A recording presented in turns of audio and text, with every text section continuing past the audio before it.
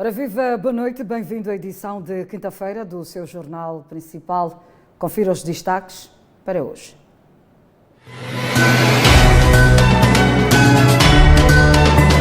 Caminhão de transporte cai sobre viatura ligeira, provoca ferimentos graves no condutor e condiciona trânsito na Matola. Líder da Renamo, Ossuf Momad, culpa dirigentes corruptos pela pobreza no país. Oposição diz que o Covid-19 não deve ser usada como desculpa para o não reajuste de salário dos trabalhadores. Caminhão de transporte de betão cai sobre uma viatura ligeira, provoca ferimentos graves no condutor e ainda condiciona o trânsito na Matola. Um acidente de viação considerado raro e que ocorreu às 9 horas da manhã na zona da Manduque, na zona do Infilene, município da Matola, e que deixou em desespero condutores e o proprietário da viatura que viu-se retido debaixo do caminhão durante 3 horas. Acho que não consegui travar, o primeiro não foi bateu-me, o segundo escapou, o terceiro aquele carro de 2M. Então ele quando chega aqui já perdeu o equilíbrio.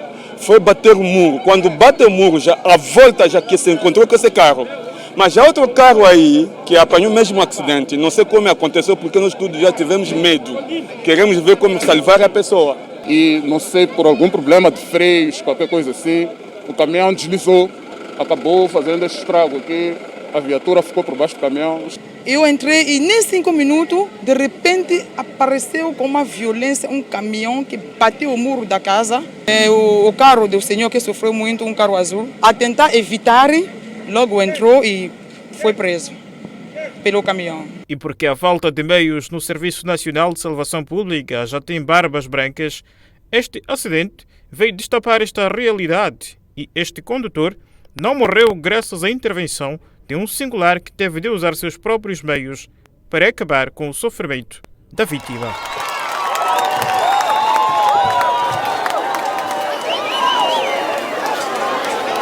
Foi muita coisa para a vítima ter permanecido aquele período todo à espera e os bombeiros realmente estavam sem recursos. Pedir às nossas autoridades para que sejam mais prudentes e leais para situações semelhantes a estas, não é? Porque realmente precisamos de recursos e um dia pode acontecer com qualquer um de nós. E foram 3 viaturas envolvidas. Esta, uma viatura da 2M, Isuzu está lá em cima, aquele Toyota Corolla e o caminhão. E tentaram puxar, mas não conseguiram. Não conseguiram. Esse homem sofreu muito mesmo. Estivemos aqui desde as 9 a tentar tirar o senhor. O Corpo de Salvação Pública não fez quase nada, eles não têm material. Sem esta grua nada seria possível, porque da maneira que está carregado, fala-se em 30 toneladas, só uma grua de grande porte é que poderia salvar este homem. O SENSAP, mesmo com o comando conjunto no terreno, veio mostrar que a falta de meios condiciona as suas ações. A operação não foi tão fácil, conforme vocês viram. O acidente também é um acidente que é raro. Isso não é da minha competência, eu trabalhei com os meios que era possível, tendo da minha disponibilidade, eu consegui, independentemente de onde vêm os meios, eu coordenei e consegui esses meios para aqui. São 2 comandos que estavam aqui, o comando da cidade e o comando provincial, e todos estivemos unidos para poder tirar em vida a pessoa. A transitabilidade ficou condicionada por 3 horas perante a Polícia de Trânsito, que diz ser prematuro avançar com as causas do acidente. O trabalho que está em curso é tentarmos remover as viaturas no sentido de livrarmos o trânsito rodoviário. O que ocorre é que daremos mais informações dentro em breve. Ainda estamos a investigar o caso.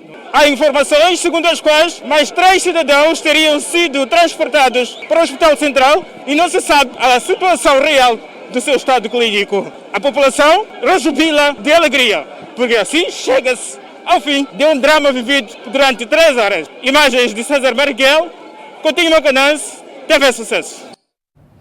Homens desconhecidos queimam casas de construção precária e deixam famílias em pânico no bairro Xambone 3, na cidade de Machixe, província de Inhambane.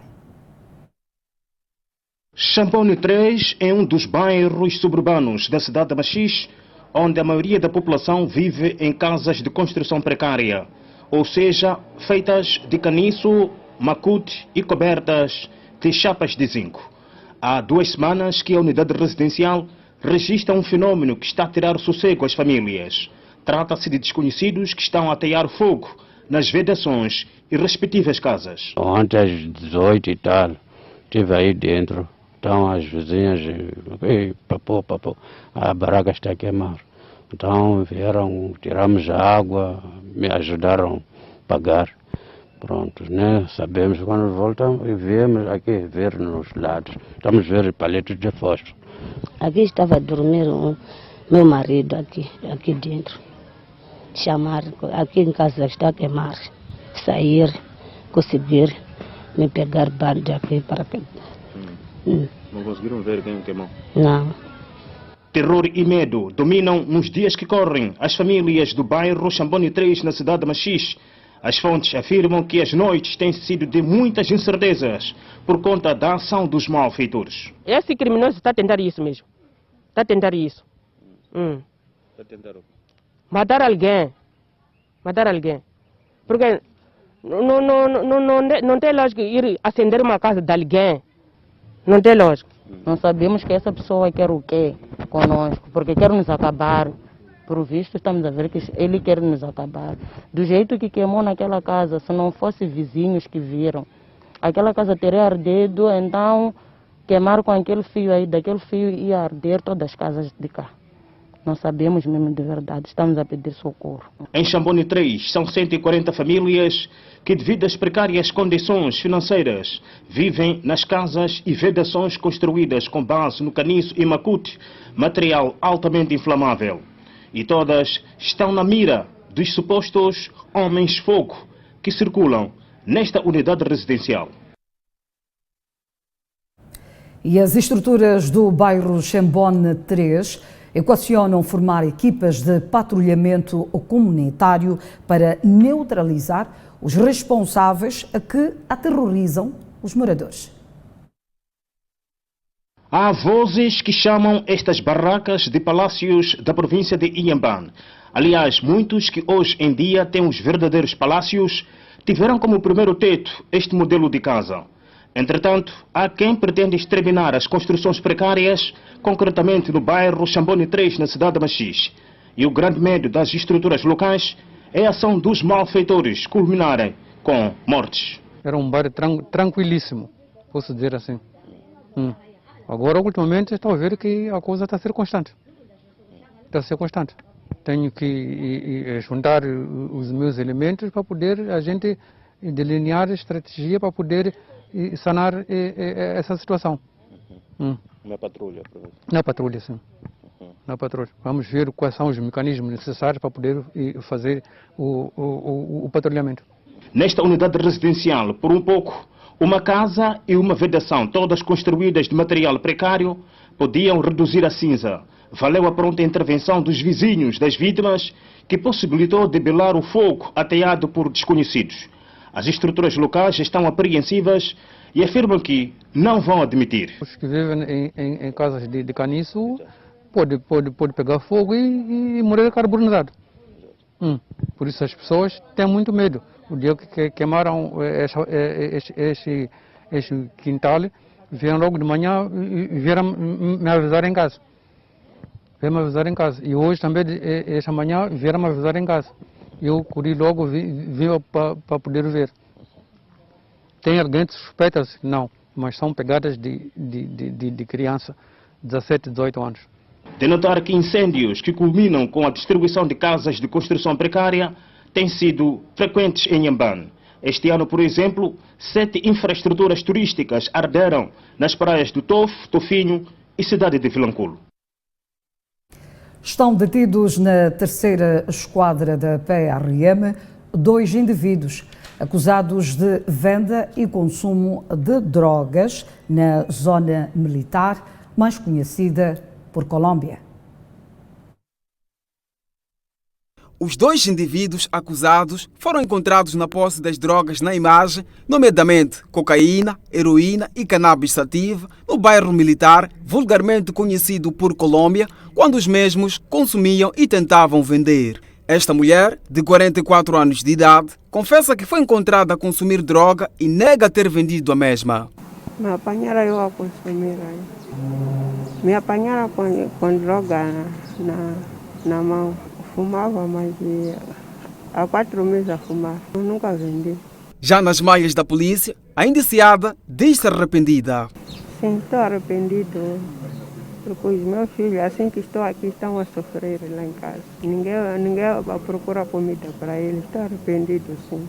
Por seu turno, este cidadão, de 35 anos de idade, admite que estava a consumir as drogas. Aquelas coisas ali que estão aí, tenho que dizer que são nossas. Nós só podemos admitir uma vez estão a ter o que é que vamos fazer, mas negar é impossível. Eu estava em casa, dentro de casa, a preparar um dos tabacos e eles surpreenderam-me. Normalmente consumo um tabaco daqueles normal de manhã, outro à tarde e um à noite. 3 por dia é normal. Mas tal como a sua comparsa, também diz-se arrependido. Arrependimento, claro que estou arrependido. Já estou nas mãos da polícia. Sim. Já as autoridades policiais afirmam que a neutralização dos 2 cidadãos foi graças a uma patrulha feita esta quarta-feira na zona da Colômbia. Conhecemos a peculiaridade deste bairro da Colômbia, por isso que intensificamos várias vezes as rusgas, quer dirigidas ou seletivas, em algumas residências. E há uma tendência de redução do consumo e venda de drogas, mercê, portanto, destas rusgas. No caso em concreto, foi uma rusga que nós realizamos ontem, por volta das 16, e conseguimos flagrar naquela residência, pelo menos, esta atividade de venda e consumo a decorrer. Importa referir que este não é o primeiro caso de detenção de indivíduos na posse de drogas na cidade de Maputo. Detido homem de 43 anos de idade, acusado de agredir a polícia e vender bebidas alcoólicas em plena via pública na cidade de Xai-Xai. É um indivíduo conhecido às nossas câmeras, dono da Casa das Bonecas, nome associado à prostituição no bairro 5 da Baixa da cidade de Xai-Xai. Esta terça-feira, o dono foi surpreendido com a casa cheia, comercializando bebidas alcoólicas, violando assim a situação de emergência provocada pela pandemia no país. Como se não bastasse, na ocasião, partiu para a agressão aos agentes da PRM que integravam a equipa multissetorial de fiscalização das medidas de prevenção da Covid-19. Só quando voltei, encontrei a casa estava cheia de polícia e a explicação da minha mulher a me dizer que quando eles chegaram, disseram que precisavam de drogas. Então, havia um sítio que estava trancado, tinha lá armazenado de bebidas, levaram bebidas. Prostituição, muita bebedeira na calada da noite, confirma? Apenas bebida eu vendia, mas já tinha parado de vender. Por que chamam a sua casa de Casa das Bonecas? Eu não sei por que as pessoas chamam. Isso não posso responder, porque as pessoas chamam de Casa das Bonecas. E agora, para isso eu não tenho resposta, porque as pessoas que estão a chamar, não sei o que deu o nome. No ato da detenção, a polícia recolheu bebidas alcoólicas que eram comercializadas à calada da noite.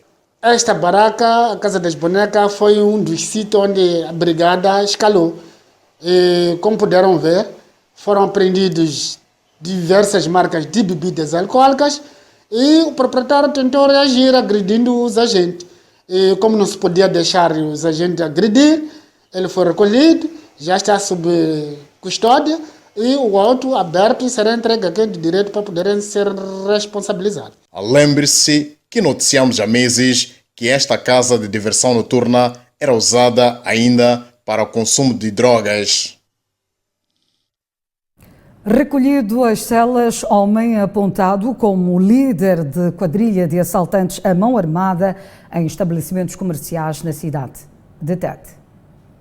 Trata-se de um jovem de 27 anos de idade, identificado por Noé Januário, acusado de envolvimento em furtos com recurso à arma de fogo em estabelecimentos comerciais. O líder da quadrilha é confesso. Ficou preso por receber essa pasta que tinha arma.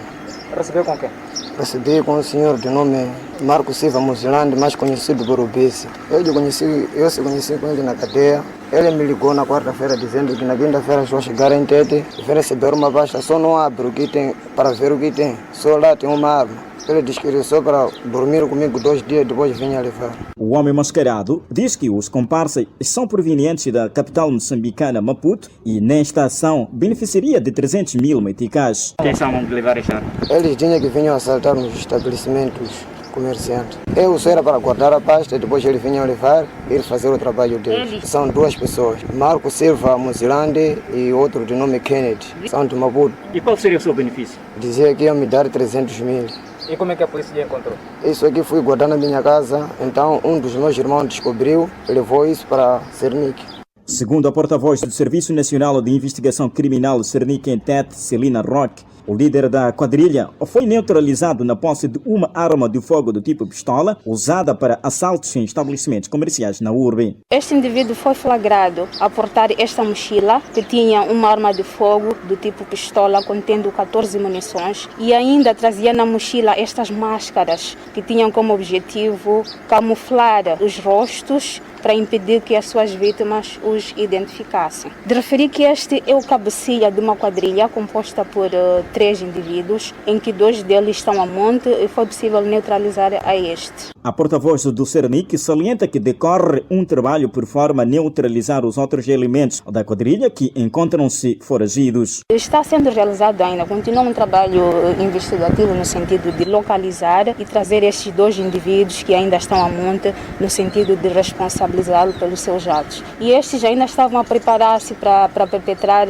crimes e assaltos à mão armada a estabelecimentos comerciais nesta mesma urbe nos próximos dias. Importa referenciar que este é o segundo caso registrado na cidade de Tete relacionado com assaltos à mão armada em estabelecimentos comerciais em menos de um mês. Com as imagens de Dalton Gandara, Augusto Dias para a TV Sucesso. Seguimos com outras notícias. 987 pacientes recuperaram da Covid-19 nas últimas 24 horas no país. Entretanto, mais 4 pessoas morreram devido à doença. Os 987 recuperados são todos indivíduos de nacionalidade moçambicana. Ainda houve 16 altas hospitalares. As autoridades sanitárias informaram esta quinta-feira que 4 pacientes infectados por Covid-19 não resistiram e perderam a vida, cujas idades variam entre 14 e 70 anos. Nas últimas 24 horas, 1.459 suspeitos foram submetidos ao teste e 255 acusaram positivo para o novo coronavírus e contraíram a doença no país. A cidade de Maputo registrou nas últimas 24 horas o maior número de infecções, 81, seguida pela província da Zambésia, com 45. Assim, eleva-se para um cumulativo de 65.452 casos positivos, onde 65.136 são de transmissão local e 316 são importados. Ainda nas últimas 24 horas, 10 pessoas foram encaminhadas aos centros de internamento de Covid-19 e em outras unidades hospitalares. O Ministério da Saúde monitora neste momento 3.842 pessoas que estiveram em contactos com casos positivos. Refira-se que 12.348 pessoas estão com Covid-19 ativo, num país que registrou 737 óbitos devido à doença. E a província de Sofala poderá não atingir a meta de imunização contra a Covid-19 devido à resistência de alguns profissionais da saúde. Os kits são constituídos por material de proteção, fumigadores e colmeias que têm por finalidade produzir mel, visando melhorar a condição financeira da mulher rural. Representa uma mais-valia para as mulheres, raparigas do distrito, tendo em conta que a mulher ela é considerada aquela pessoa que sempre deve ficar embaixo do marido. Elas sempre têm a obrigação de cuidar do lar, esperar o sustento do marido.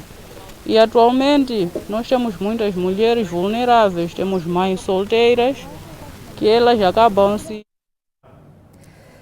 Seguimos com outras notícias, ainda no âmbito da Covid-19. Parlamentares dizem que a pandemia não deve servir de desculpa para não reajustar o já magro salário dos trabalhadores que não conseguem sequer atender ao crescente custo de vida no país. No ano passado, não houve reajuste salarial devido aos impactos nefastos da Covid-19 e, em contrapartida, o custo de vida disparou, lesando os trabalhadores que dependem do salário mínimo para sobreviver. É neste sentido que a Renamo entende ser um falso argumento do governo ater-se aos impactos nefastos da doença para não reajustar o salário no presente ano. E tanto esse setor privado que vão sentar agora para verificar essa situação é urgente. Não tem uma outra desculpa, não tem a ver com a questão de se prevenir da Covid-19. O Estado é a coletividade, os órgãos estão a funcionar normalmente e devemos permitir que essa fluidez em termos de funcionalidade continue, porque os trabalhistas, na verdade, estão aqui para fazerem tudo o que é possível fazer para tornar Moçambique estável do ponto de vista econômico. Mas isto não é necessariamente por ter trabalhadores que têm um salário magro. É preciso melhorar a vida do trabalhador. E segundo aqui o setor público, em nenhum momento ficou lesado, visto que conseguiu superar as metas na arrecadação de receitas, valores suficientes para melhorar as condições da massa laboral. Aumento salarial sem qualquer uma outra desculpa, porque não tem nada a ver. O orçamento foi aprovado, as receitas do Estado existem, há uma arrecadação de receita. O que estão a dizer é que até conseguem satisfazer aquilo que são as metas traçadas ao nível do setor já 100%, a 100 e tal por cento, significa que o órgão do Estado, as instituições do Estado estão a trabalhar normalmente. O que falta, na verdade, é a vontade política. E o partido no poder é mais cauteloso e espera que haja um meio termo, mesmo com as adversidades criadas com a pandemia. Nós sempre lutamos pelo bem-estar da nossa população e é dentro desta população onde nós temos os nossos trabalhadores, bem como o governo, para que encontre um meio termo, mesmo com estas adversidades da pandemia, para poder reajustar aquilo que for possível.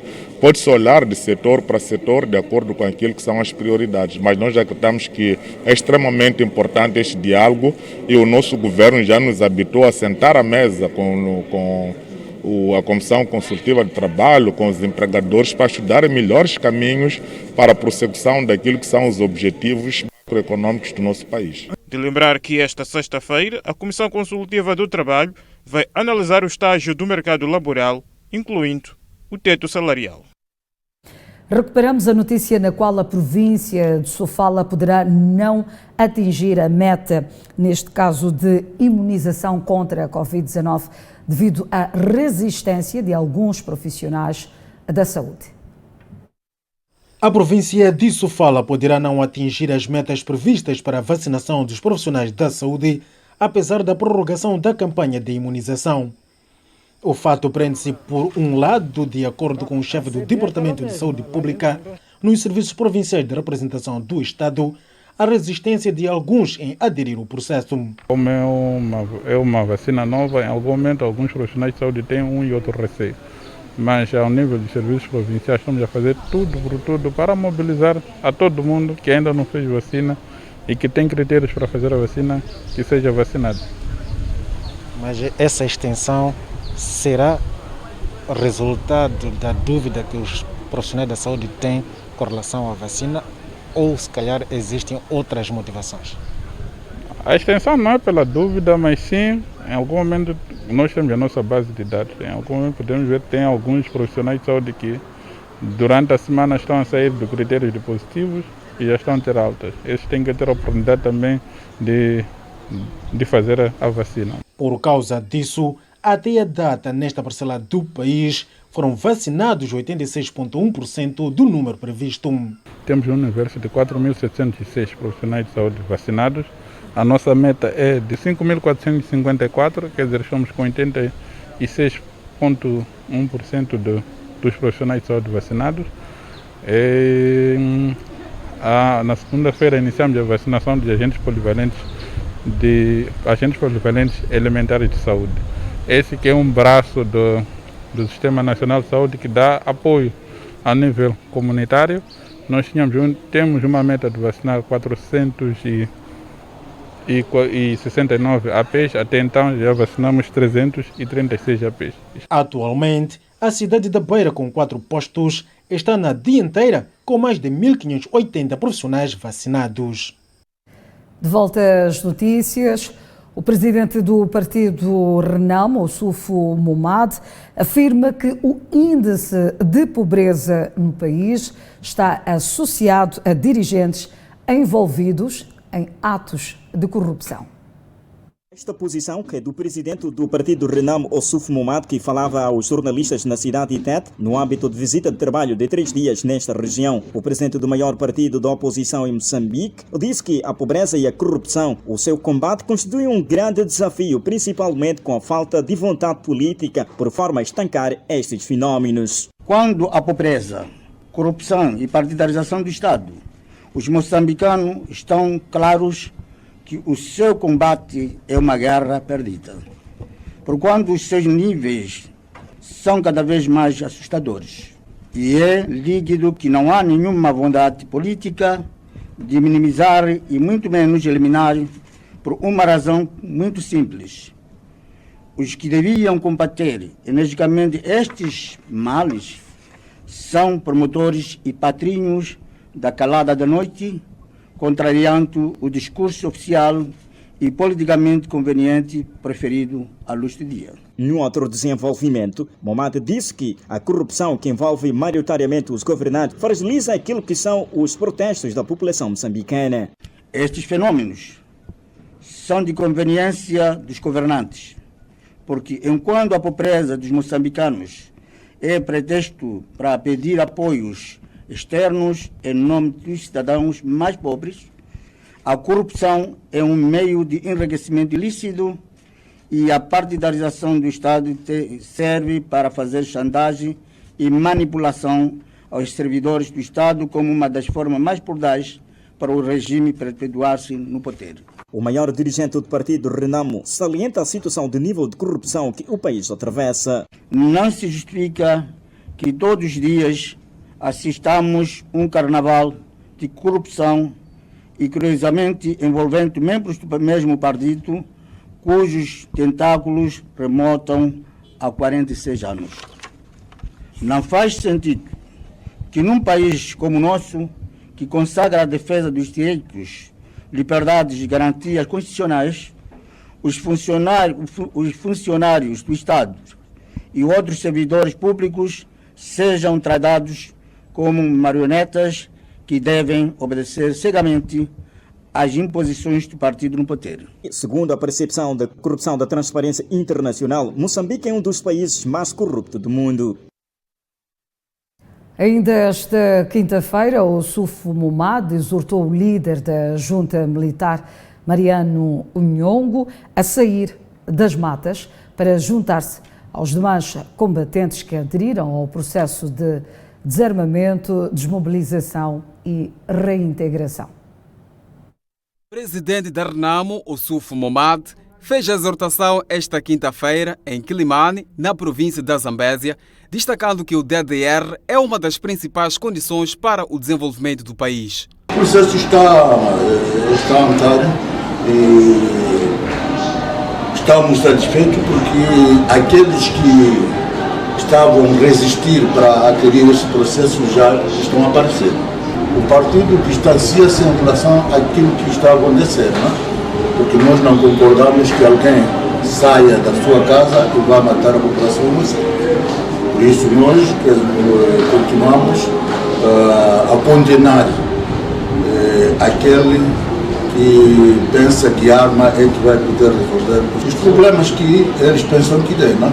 Aliás, segundo o líder da Renamo, a recusa de Mariano Nhongo em aderir ao DDR está a retardar o crescimento do país. Convide o nosso irmão Nhongo para aproveitar esta oportunidade. Ele não pode continuar mimado enquanto nós estamos a desmobilizar as nossas forças. Matar não é um bom caminho, mas que nós queremos é que ele atere esse processo para que amanhã ele possa estar na vida civil junto à sua família. Ossufo Momad falava no âmbito de uma visita de monitoria das bases do partido nos distritos de Morumbala e Mocuba, onde estão 1.400 desmobilizados que vão se beneficiar do DDR. Pessoas com problemas de pigmentação da pele dizem-se excluídas dos serviços específicos de saúde. De 2014 a esta parte, 114 pessoas com problemas de pigmentação da pele foram raptadas para fins de superstição no país. Na opinião de Vicente Chirinza, a discriminação e maus tratos ocorrem por falta de informação sobre o albinismo. Ainda acontecem algumas situações nas zonas em que existe pouca informação, não é? Vou falar quase no final do ano passado e recebi uma informação de uma criança que foi sequestrada em Tete. Também temos outros relatos de ataques, não é? De pessoas com albinismo. Florencio Nhantumbo é albino e diz que as políticas governamentais discriminatórias acabam excluindo o grupo no acesso aos serviços de saúde. Nesta vertente, sentimos-nos ainda excluídos. O governo ainda não tem estratégias políticas para implementar no sentido de responder a esta preocupação. Uma criança que não tem pomadas, não tem óculos, tem muitas barreiras para a sua formação. Então ainda queremos que olhem para nós, que nos meios de compensação incluam os óculos, incluam as pomadas. Nas farmácias públicas isso não existe. Já o músico Alifak fala da institucionalização da discriminação nos diversos setores de atividade. Eu notei que os talentos de artísticos não é só eu. Há outros albinos com talentos artísticos não são vistos. E às vezes eu também tenho várias vezes deixado de parte. Significa que ainda aquele toque de preconceito em várias pessoas existe. E isso acontece cotidianamente nos setores. E o governo aponta algumas soluções para reforçar a proteção da pessoa com problemas de pigmentação da pele.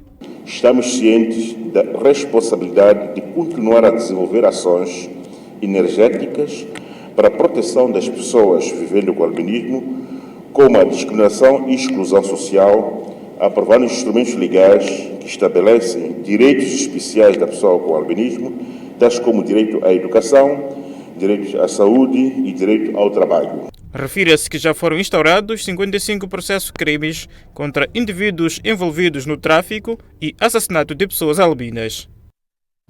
Adiada a quarta sessão do Comitê Central da Frelimo, devido ao aperto das medidas de prevenção da Covid-19, o evento deveria ocorrer nos dias 26 e 27 do mês em curso.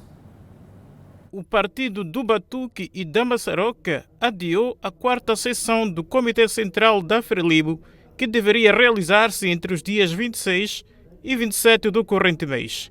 Em causa estão as medidas restritivas decorrentes do recolher obrigatório.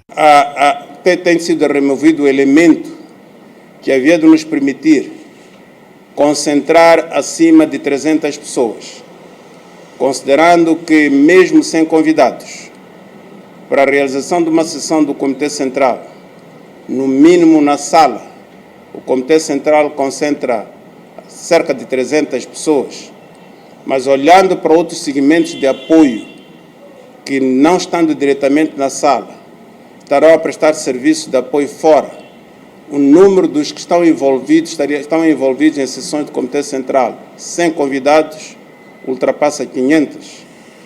A Comissão Política tomou a decisão de adiar a sessão do Comitê Central. Uma sessão que deveria debater, entre outros assuntos, a paz, as questões internas, a guerra em Cabo Delgado e os ataques no centro do país. Entretanto, ainda não há uma data para a realização da quarta sessão do Comitê Central do Partido no Poder. Mas também a Comissão Política tomou a decisão de encarregar ao Secretariado do Comitê Central para manter toda uma dinâmica de preparação desta sessão, ainda que sem data pré-indicada, de modo a permitir que, assim que as condições estiverem criadas, e assim que o Conselho de Ministros, em decreto, aliviar as medidas em função da dinâmica da situação da Covid, possamos imediatamente retomar a ideia de realização desta sessão. Lembre-se que a decisão resulta do cumprimento das medidas de prevenção da Covid-19. Olhamos agora o câmbio do dia. Está pautada a informação num dia em que tivemos mais 4 mortes, 10 internamentos e cerca de 987 recuperações nas últimas 24 horas no nosso país. Bom descanso para si. Voltamos a cruzar caminhos amanhã.